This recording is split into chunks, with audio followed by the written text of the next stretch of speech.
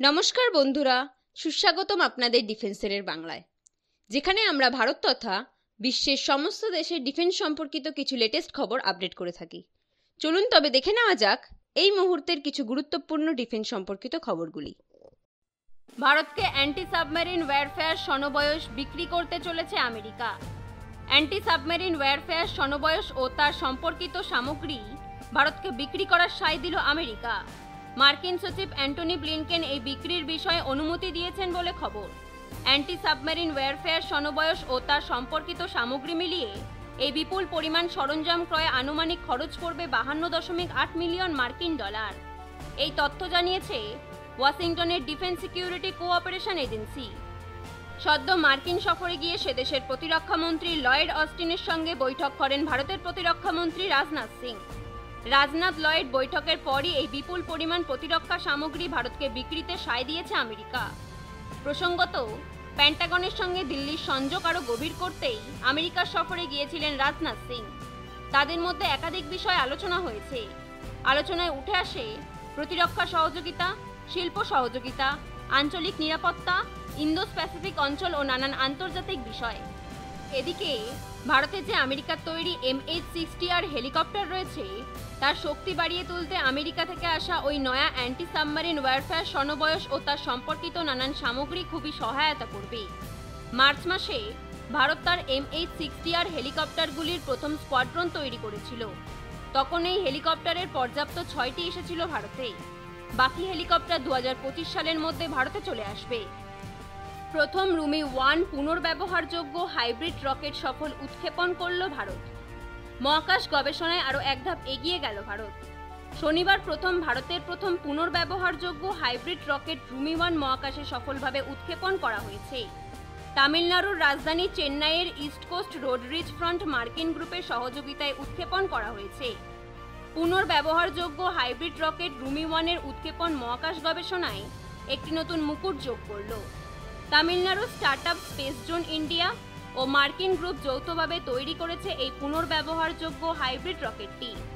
প্রাক্তন ইসরো বিজ্ঞানী ডক্টর মাইলস্বামী আন্নাদুরাই এই স্টার্টআপ সংস্থা স্পেস জোনের পরামর্শদাতার দায়িত্বে রয়েছেন। জানা গিয়েছে, রকেটের এয়ারফ্রেমে কার্বন ফাইবার, কাচের ফাইবার ব্যবহার করা হয়েছে।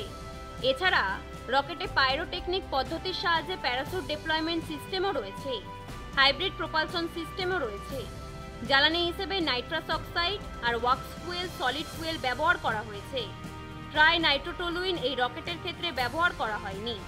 এই রকেটের মাধ্যমেই মহাকাশে পাঠানো হলো 3টি কিউব স্যাটেলাইট, 50টি pico satellite. Hybrid rocket payload release করে দেবে এবং তা সমুদ্রে গিয়ে পড়বে। ফের তা আবার ব্যবহার করা যাবে। এই মহাকাশ অভিযানের নাম দেওয়া হয়েছে মিশন রুমি-1। SCOর শীর্ষ সম্মেলনে মোদিকে আমন্ত্রণ পাকিস্তান প্রধানমন্ত্রী শাহবাজের। সাংহাই কোঅপারেশন অর্গানাইজেশনের শীর্ষ সম্মেলনে যোগ দিতে ভারতের প্রধানমন্ত্রী নরেন্দ্র মোদিকে আমন্ত্রণ জানালেন পাকিস্তান প্রধানমন্ত্রী শাহবাজ শরীফ। চলতি বছরের অক্টোবর মাসে পাকিস্তানের ইসলামাবাদে অনুষ্ঠিত হবে SCOর শীর্ষ সম্মেলন। রীতি অনুযায়ী সেই বৈঠকে যোগ দেওয়ার জন্যই মোদিকে আমন্ত্রণ জানিয়েছেন শাহবাজ। ভারত পাকিস্তান ছাড়াও SCOর সদস্য দেশগুলির মধ্যে রয়েছে চীন, রাশিয়া, তাজিকিস্তান, কাজাখস্তান, উজবেকিস্তানের মতো বেশ কিছু রাষ্ট্র। চলতি বছরের অক্টোবর মাসের 15 ও 16 তারিখ ইসলামাবাদে অনুষ্ঠিত হবে এই সম্মেলনটি। যদিও তাতে যোগ নাও দিতে পারেন ভারতের প্রধানমন্ত্রী মোদি, এমনটাই জানা গিয়েছে সূত্র মারফত। রাজনৈতিক মহলের একাংশের মতে পাকিস্তানের সঙ্গে ভারতের সংঘাতের জেরেই মোদি পাকিস্তানে নাও যেতে পারেন। বিশেষত সাম্প্রতিককালে ভারতের উপর একাধিক জঙ্গি হামলা এবং অনুচ্ছেদ 370 ধারা বাতিলের পর ভারতের সঙ্গে পাকিস্তানের কূটনৈতিক সম্পর্কের অবনতি ঘটেছে। অন্যদিকে SCOর অন্যতম সদস্য চীন। এই সম্মেলনে চীনের যথেষ্ট প্রভাব রয়েছে। চীনের সঙ্গেও ভারতের কূটনৈতিক সম্পর্ক সুবিধাজনক অবস্থায় নেই। তবে মোদি এই সম্মেলনে সরাসরি যোগ না দিয়ে প্রতিনিধি হিসাবে কোনো কেন্দ্রীয় মন্ত্রীকে পাঠাবেন কিনা তা এখনো পর্যন্ত জানা যায়নি। জেলেন্সকিকে ভারতে আসার জন্য আমন্ত্রণ জানালেন প্রধানমন্ত্রী নরেন্দ্র মোদি। ইউক্রেনের প্রেসিডেন্ট ভ্লাদিমির জেলেন্সকিকে ভারতে আসার জন্য আমন্ত্রণ জানিয়েছেন প্রধানমন্ত্রী নরেন্দ্র মোদি। সেই আমন্ত্রণ গ্রহণ করে জেলেন্সকি জানিয়েছেন, ভারতের মতো দেশে সফর করলে তিনি খুবই খুশি হবেন। তবে ভবিষ্যতে তার নয়াদিল্লি সফরের বিষয়টি যুদ্ধের গতি প্রকৃতি ও ভারতের মনোভাবের উপর নির্ভর করবে বলেই মনে করছেন তিনি।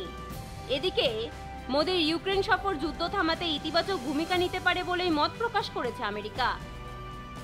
ভারতকে একটি বড় এবং মহান দেশ হিসেবে অভিহিত করে ইউক্রেনের প্রেসিডেন্ট ভ্লাদিমির জেলেনস্কি বলেন, ভারতে যেতে না পারাটা দুঃখজনক হবে। এছাড়া রাশিয়ার সঙ্গে যুদ্ধের কারণে এটা তার জন্য একটু কঠিন বলেও মন্তব্য করেন জেলেনস্কি। তিনি আরও বলেন, ইউক্রেনের বর্তমান পরিস্থিতি থেকে উত্তরণের জন্য আমাদের পাশে আপনার দেশের সমর্থন খুব প্রয়োজন। সেজন্য ভারতে যেতে সবসময় আমার আগ্রহ থাকবে। যখন আপনার সরকার আমাকে স্বাগত জানানোর জন্য প্রস্তুত থাকবেন, তখনই আমি ভারত সফরে যাব। বন্ধুরা, আপনাদের যদি এই ভিডিওটি ভালো লেগে থাকে তাহলে অবশ্যই একটি লাইক করবেন। আর হ্যাঁ, যদি আপনারা আমাদের চ্যানেলে নতুন হয়ে থাকেন তাহলে অবশ্যই চ্যানেলটিকে সাবস্ক্রাইব করে পাশে থাকা বেল আইকনটিকে প্রেস করে দিন। ধন্যবাদ।